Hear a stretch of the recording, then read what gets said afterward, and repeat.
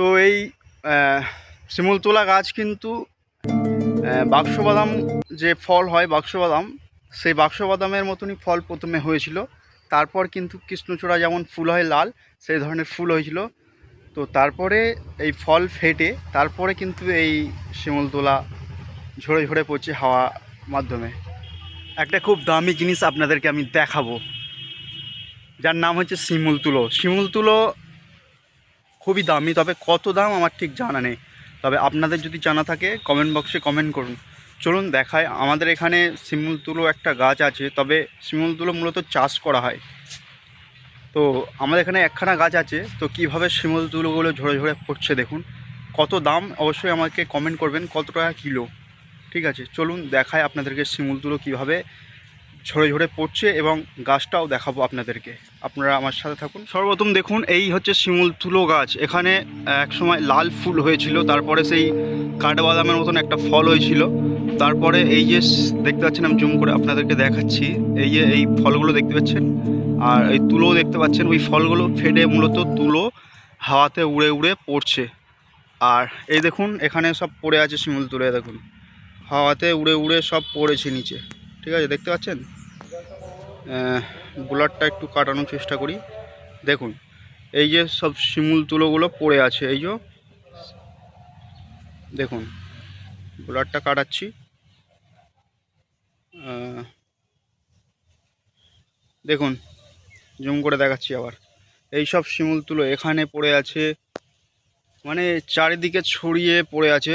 আপনারা ক্যামেরায় দেখতে পাচ্ছেন কি আমি বুঝতে পারছি না। ওইদিকে দেখুন, জুম করে দেখাচ্ছি, পুরো শিমুলতুলো ওই যে সাদা সাদা অংশগুলো দেখা যাচ্ছে ওই গাছের পাশটায়। তো ওগুলো সব শিমুলতুলো পড়ে যাচ্ছে।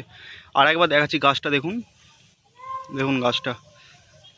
একটাই গাছ আছে, খুব দারুণ ফুলও ফোটে, একদম কৃষ্ণচূড়া ফুলের মতন লাল লাল ফুল।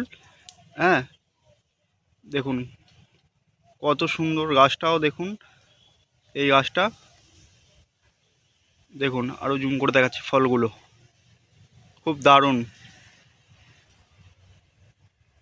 দেখুন যত হাওয়া হচ্ছে তত উড়ে উড়ে পড়ছে শিমুলতুলো।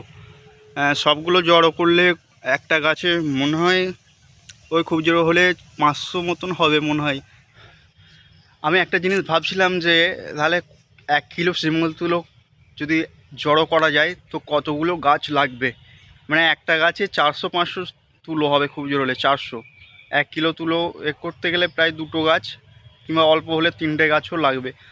তো যারা চাষ করে খুবই কষ্টকর বলে মনে হয় আমার। তো এই দেখুন সেই শিমুলতুলো আমি হাতে নিয়েছি। দেখুন কত সুন্দর শিমুলতুলো, একদম একদম আলোর মতন চকচক করছে রোদ পড়ায়। তো এই শিমুলতুলো মূলত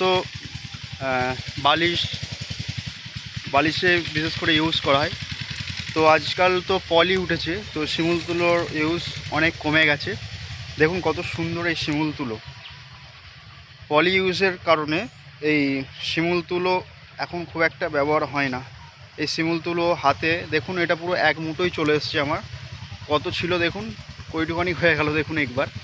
ঠিক আছে, আপনারা যদি এই ধরনের সুন্দর সুন্দর ব্লগ ভিডিও দেখতে চান তাহলে আমাদের ইউটিউব চ্যানেলটি সাবস্ক্রাইব করে রাখুন, আর লাইক করুন আমাদের ভিডিও, কমেন্ট করুন আপনার মতামত।